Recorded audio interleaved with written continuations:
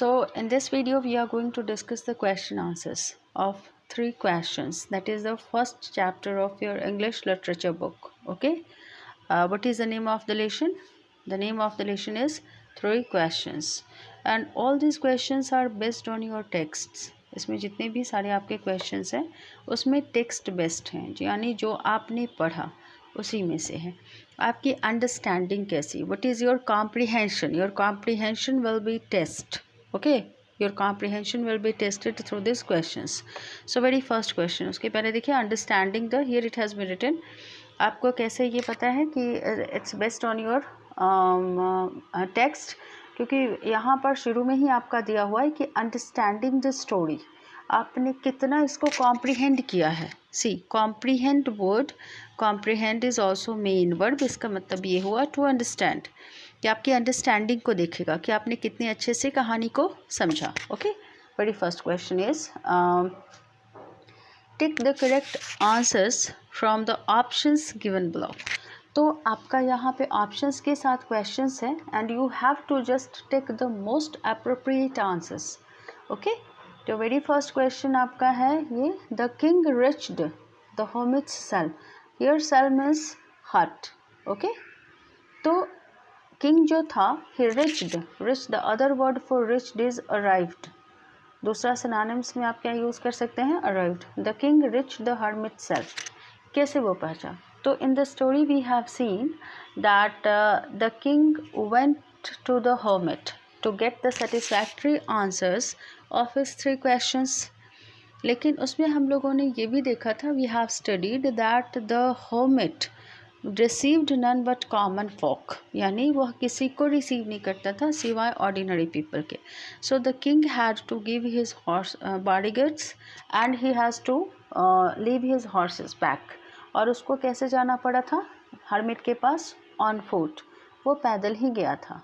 And what was the reason, अगर पूछिएगा what was the reason, तो in story we have studied since the hermit received none but commoner, and that's why the king disguised himself or dressed like a commoner and went up to hermit. The next question is, when the king approached the hermit, the latter was. अब देखो यहाँ पे when the king approached फिर यहाँ पे synonyms आपका approached का arrived हो जाएगा, reached हो जाएगा. तो when the king reached the hermit, the latter was, यहाँ पे लैटर किसके लिए यूज़ हुआ है, हर्मिट के लिए, यानी जो सेकेंड पर्सन था वो क्या कर रहा था. So we have seen in story, हम लोगों ने क्या पढ़ा, what we have studied, we studied that he was, क्या ऑप्शन था, प्लांटिंग ट्रीज, शोइंग शीट्स और digging earth. Tell me. Yes, absolutely right, the answer would be digging earth. The hermit was digging earth at that time. Okay, next question. The man who came running from the woods had a wound in its wound. Okay, अच्छा एक चीज़ और मैं आपको बता देती हूँ, wind जो होता है वो main verb, wound main verb भी होता है, जो घड़ी में चाबी देना होता है दैट उसका थर्ड फॉर्म होता है, लेकिन यहाँ पर ये नाउन का काम कर रहा है. Here wound is working as noun.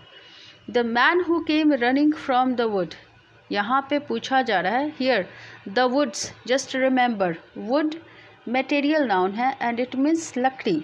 Okay, but when you say woods, when you add S, तो ये क्या हो जाता है, फॉरेस्ट और जंगल. तो यहाँ पे हम लोगों ने in story we have seen कि the man, one man, what happened, one man came running from the woods. तो वो आदमी जो हम लोगों ने स्टोरी में देखा था कि when hermit and king were talking to each other at that time, what happened, a man just came running towards them and he had his hands pressed against his stomach. तो वो उसके stomach में एक wound था. तो obviously तो मैंने आपको बता ही दिया. तो कह रहा है कि the man who came running from the woods had a wound. उसका जो वुंड था वो कहाँ था, his hands, his stomach or his head. So yes, absolutely right, your answer is, आपने कहा stomach, बिल्कुल सही, stomach is correct. Next one, the king dressed the bearded man's wounds with. The next question is, कह रहा है कि the king dressed the bearded man, king ने dressed किया. dressed means यहाँ dressed के लिए अदर वर्ड्स आप यूज़ करो, bandaged. यानी किंग ने बैंडेज किया और ड्रेस्ड किया बेडेड मैन्स वुंड्स को। तो कैसे बैंडेज किया था? यू मस्ट हैव रिमेंबर्ड, हाँ बिल्कुल सही आपने कहा कि किंग ने उसको वो हैंकरचिफ जो था और टावल किसके पास था? हर्मिट के पास। हैंकरचिफ जिसको कि handkerchief wait moment, here it has been given. मैं क्यों लिख रही हूँ हियर, यहाँ पे तो आप लोगों का दिया हुआ है ही ऑप्शंस में। Hermit's handkerchief, his towel, his handkerchief and the hermit's towel. Option will be yes, the third one, his handkerchief and the hermit's towel. हम लोगों ने देखा था in story कि the king just when the man came out of the forest, he just got fainted. Okay, and after that the king tried his level best to bring that man in to help the man to gain his consciousness. And for that उसने क्या किया? He just bandaged the wounded man person or injured man person's wound again and again. Okay. Fifth question. After dressing the wounded man's wounds, the king slept. पूछ रहा है कि what did, राजा ने क्या किया? After dressing the wounded man's wounds. यहाँ पर आपको पता है, यहाँ पर इसका कोई नाम नहीं है। इन एग्जाम्स आपसे ये नहीं पूछा जाएगा कि what was the name of that wounded man, okay, और इंज्योर्ड पर्सन। हर जगह आपका बैडेड मैन करके आएगा। सो द किंग स्लेप्ट करने के बाद उसने क्या किया? The king slept in the hermit's bed on the threshold of the hermit's cell in the woods outside the hermit cell. Okay, तो कहाँ पे सोया था? Yes, absolutely right. The king slept on the threshold of the hermit's cell. The other word for threshold is entrance. Okay, हम लोगों ने in story we have just studied कि क्या हुआ? The king just worked a lot, and you people must have remembered.